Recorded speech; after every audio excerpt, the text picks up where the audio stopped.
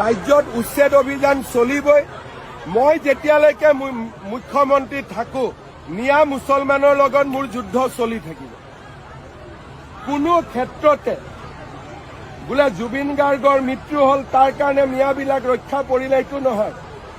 অৰ্জুন সব্যসাচী আছিলে, দুই হাতেদি খৰ মাৰিব জানিছিলে। আমি জুবিনকো ন্যায় দিম, মিয়া মুছলমান যিসকল অনুপ্ৰৱেশকাৰী তেওঁলোককো কষ্ট দিয়ে থাকিম।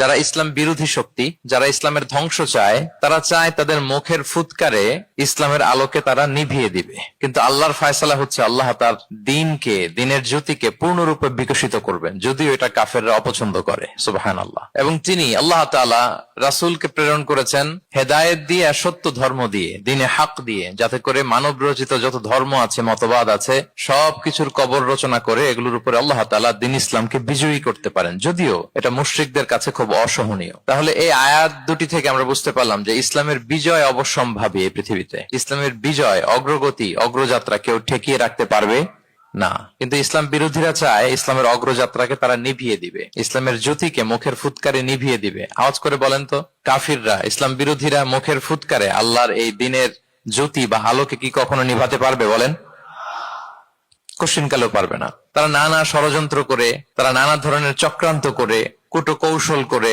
আমাদেরকে আমাদের ভূমি থেকে উচ্ছেদ করে, আমাদের ভূখণ্ডে বোমা নিক্ষেপ করে, নানা ধরনের ষড়যন্ত্রের ছক এঁকে আমাদের নওজওয়ানদেরকে শহীদ করে, গ্লোবাল সমুদ ফ্লোটিলার মতো নৌবহরকে আটকে দিয়ে ওরা ভাবে যে ওরা ইসলামের বিজয়কে ঠেকায় ফেলবে। আসলে কি পারবে?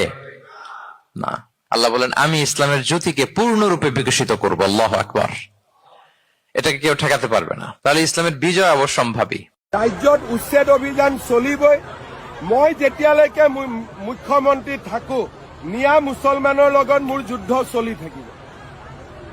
কোনো ক্ষেত্ৰতে বোলে জুবিন গাৰ্গৰ মৃত্যু হ'ল তাৰ কাৰণে মিয়াবিলাক ৰক্ষা পৰিলে এইটো নহয়। অৰ্জুন সব্যসাচী আছিলে, দুই হাতেদি খৰ মাৰিব জানিছিলে। আমি জুবিনকো ন্যায় দিম, মিয়া মুছলমান যিসকল অনুপ্ৰৱেশকাৰী তেওঁলোককো কষ্ট দিয়ে থাকিম।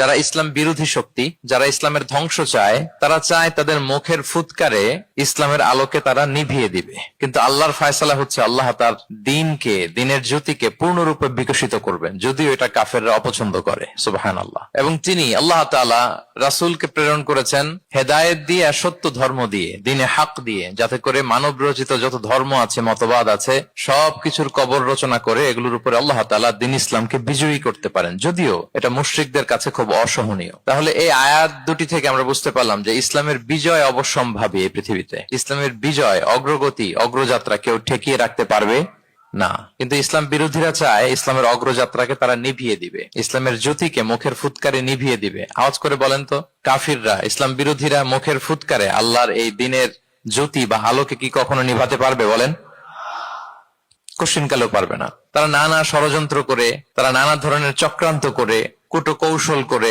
আমাদেরকে আমাদের ভূমি থেকে উচ্ছেদ করে, আমাদের ভূখণ্ডে বোমা নিক্ষেপ করে, নানা ধরনের ষড়যন্ত্রের ছক এঁকে আমাদের নওজওয়ানদেরকে শহীদ করে, গ্লোবাল সমুদ ফ্লোটিলার মতো নৌবহরকে আটকে দিয়ে ওরা ভাবে যে ওরা ইসলামের বিজয়কে ঠেকায় ফেলবে। আসলে কি পারবে? না। আল্লাহ বলেন, আমি ইসলামের জ্যোতিকে পূর্ণরূপে বিকশিত করবো। আল্লাহু আকবার। এটাকে কেউ ঠেকাতে পারবে না। তাহলে ইসলামের বিজয় অবশ্যম্ভাবী।